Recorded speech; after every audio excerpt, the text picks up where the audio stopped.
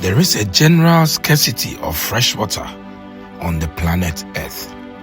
Indeed, the Earth is said to be made up of 70% ocean and 30% land. Now, if you should segregate the land and look at the water components in its entirety, the Earth will be made up of 97% oceans and 3% fresh water. Can you imagine that?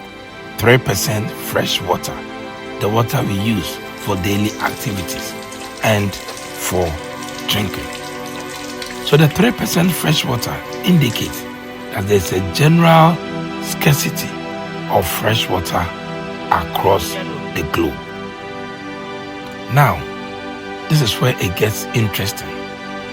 Of the 3% fresh water available to mankind on the planet Earth, 80% of that 3% is not immediately available for human use.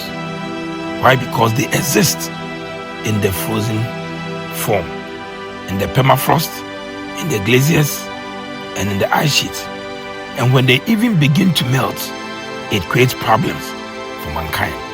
So with the 3% fresh water, 80% of that 3% is unavailable for immediate use of mankind. That tells us that only 20% of the 3% or 20% of fresh water is available for human use. This is the extent of general water scarcity across the planet. The scarcity of fresh water on Earth. Only 20% of fresh water is available for our immediate use. Now, it gets further interesting. It stands to reason that every country on this land or in the world has 20% of its fresh water. Come down to even our country, Ghana. It means only 20% of fresh water is available for Ghanaians. Now, research has also shown that for Ghana, 90% of our fresh waters are polluted through the illegal mining menace. So for Ghana, 90% is polluted and only 10% is available. This is what you see, the wanton destruction of our rivers and other water bodies. Only 10% of fresh water is available for use for Ghanaians in terms of drinking, purifying, and for everyday use. That is very serious. It stands to reason that if we do not take care, in the no distant future, Ghanaians will have to import drinking water from other parts of the world or neighboring countries. That is a very serious situation. We must rise up now to stop this mining menace and save our fresh waters. Other than that, it's going to be a disaster of epic proportions for the entire country.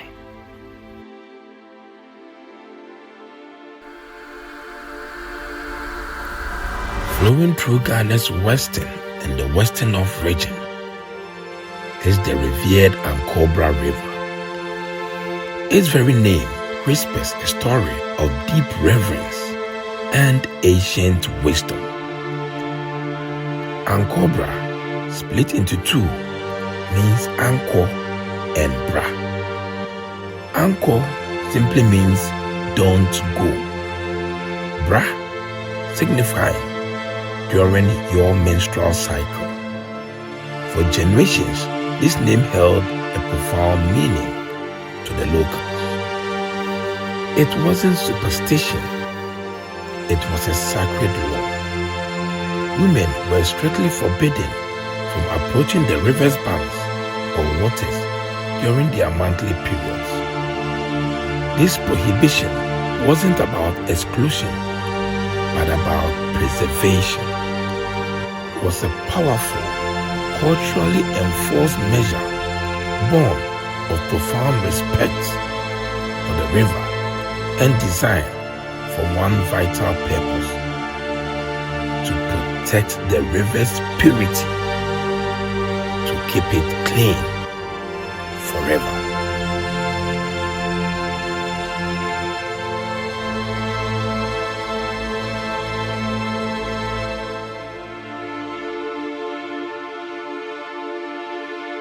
Look at the Ankobra today.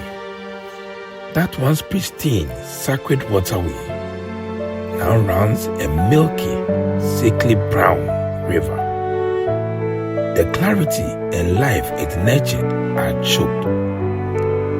This is not nature's doing. This is the devastating footprint of Galamsey, rampant illegal mining that had affected the rivers of Ghana. Where sacred rituals once guarded its purity, now dredges and champagne machines tears as it burns. Mercury, cyanide, heavy metals and carcinogens poisons its flow. Thick silt suffocates its bed. The very essence that was protected so fiercely for centuries is now violated daily. The river that embodied cleanliness is now a stark symbol of environmental tragedy. The Ankobra's name was a testament to an ancient commitment to purity. Today, its polluted waters tell a different story. A story of broken promises and plunder. From sacred source to toxic flow. The Ankobra's journey is a powerful, painful reminder of what we stand to lose when reverence fades and enforcement falls. Its milky brown sledge is a stain on our very legacy.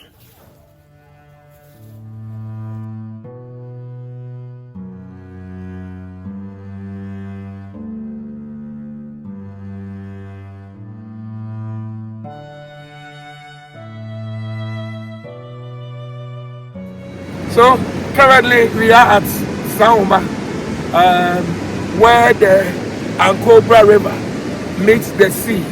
That is the estuary. So you can see from the bridge all the way, you can see the Ankobra River flowing to my left, coming, and you see the direction of the flow of the river. And where we have the waves is where the river enters the sea. Where this Ankobra River enters the sea, this should have been the most beautiful sight on the planet Earth, located right here at Sahoma in Ghana, within the Ankobra district.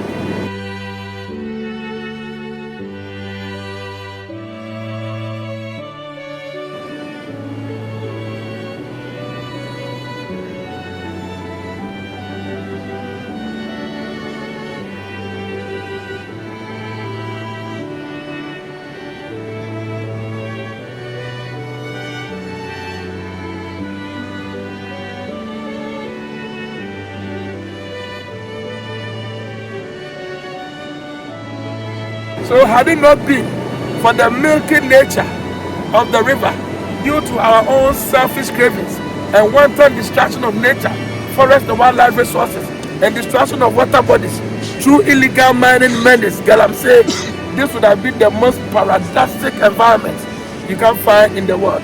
But here we are, a pale shadow of what is supposed to be a milky brown water, not fit for any purpose or any intended use. And the same way, the same dirty water is moving into the ocean, contaminating the ocean and the aquatic life forms that dwell in this very ocean. That is very painful. This is sad. It's an attestation of how we have treated our natural resources, the careless abandon with which we have treated our water bodies and the natural resources.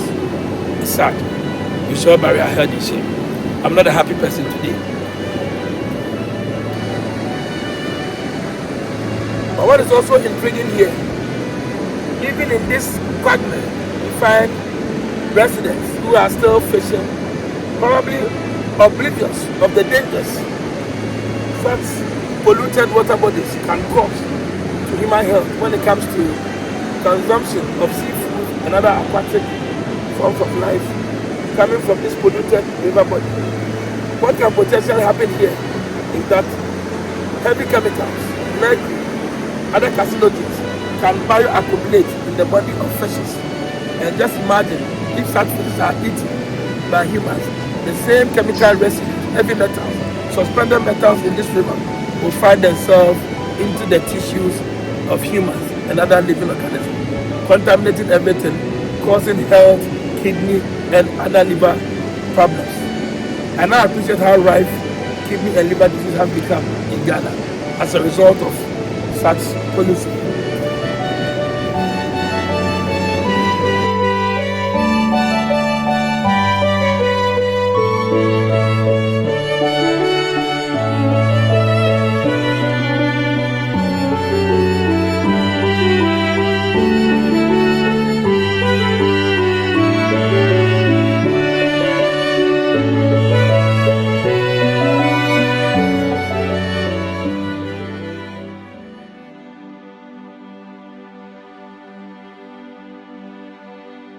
For these few minutes, we have traced the poison path. We have seen the Ankobra, once a lifeline, and now choked by the toxic runoff of greed and desperation. We witnessed its murky burden, mercury, silt, chemicals, carried relentlessly towards the embrace of the sea. This isn't just a river's death. It's an assault on our coast, our fisheries, our very health. The poison flowing from the heart of Ghana doesn't stop at the river mouth. It bleeds into the vast blue containing the cradle of life, threatening livelihoods along the entire coast. The fish we eat, the water we rely on, the beauty that defines us, all are tainted by this relentless flow. This machinery of Galamsey grinds on, scarring the land and poisoning our future. The cost is measured in vanishing forest, poisoned waters, sickened communities, and a stolen heritage. This cannot be our legacy as Ghanaians. The time for silence, for turning away, is over. The Ankobra's cry is the cry of all Ghana's threatened waters. It demands an answer. It demands an action. Yes, now. To our political leaders, enforce the laws. Allocate real resources. Champion sustainable alternatives with unwavering will. Stop the complicity and lead the restoration.